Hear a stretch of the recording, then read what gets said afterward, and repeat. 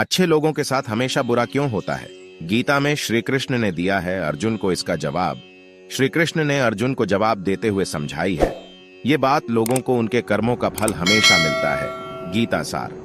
आपने महसूस किया होगा कि जो लोग अच्छे कर्म करते हैं वो परेशान रहते हैं, वहीं जो बुरे कर्म करते हैं वो खुशी से रह रहे होते हैं। अच्छे कर्म करने वाले परेशान होते हैं कि आखिर उन्हें इतनी परीक्षा क्यों देनी पड़ रही है, जबकि जो अधर्म की राह में हैं वो खुश हैं और जिंदगी का लुत्फ उठा रहे हैं। अगर आपके मन में भी ये सवाल आया है तो आज हम आपको इसका जवाब देंगे। ये जवाब वो है जो भगवत गीता में लिखा है और श्री कृष्ण ने अर्जुन को दिया था।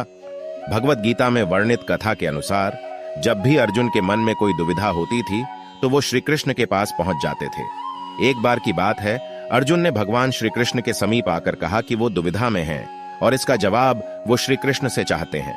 श्री कृष्ण ने पूछा कि क्या सवाल है?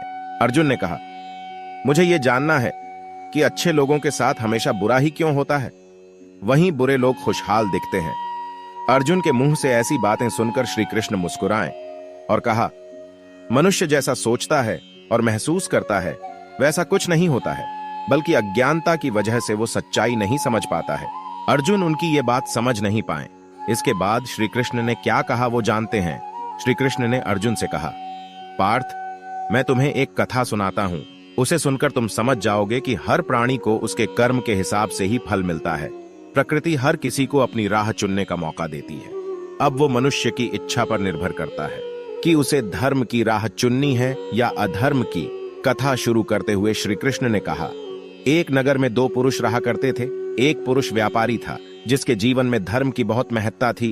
वो पूजा पाठ में यकीन रखता था। वो हर रोज मंदिर जाता था और दान धर्म भी करता था और हर रोज भगवान की पूजा करता था।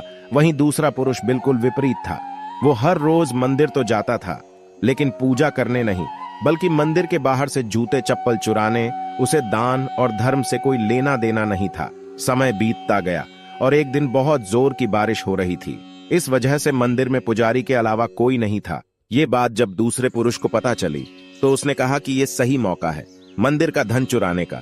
पंडित से नजर बचाकर उसने मंदिर का सारा धन चुरा लिया। उसी समय धर्म कर्म में विश्वास रखने वाला व्यक्ति भी मंदिर पहुंचा।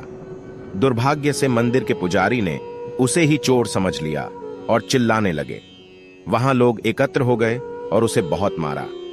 किसी तरह वो बचते बचाते वहां से निकला तो दुर्भाग्य ने उसका साथ वहां भी नहीं छोड़ा। मंदिर के बाहर वो एक गाड़ी से टकरा गया और घायल हो गया। फिर वो व्यापारी लंगड़ाते हुए घर जाने लगा तो रास्ते में उसकी मुलाकात उस पुरुष से हुई जिसने मंदिर से धन चुराया था।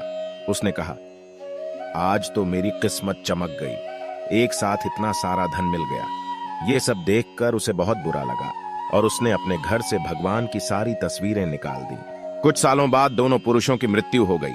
मरने के बाद जब दोनों यमराज की सभा में पहुंचे और भले पुरुष ने दूसरे व्यक्ति को देखा तो उसे बहुत गुस्सा आया।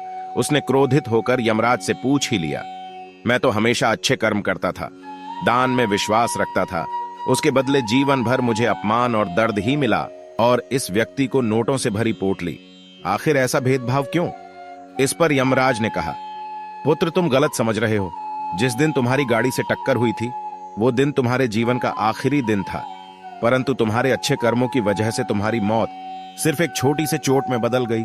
तुम इस दुष्ट व्यक्ति के बारे में जानना चाहते हो।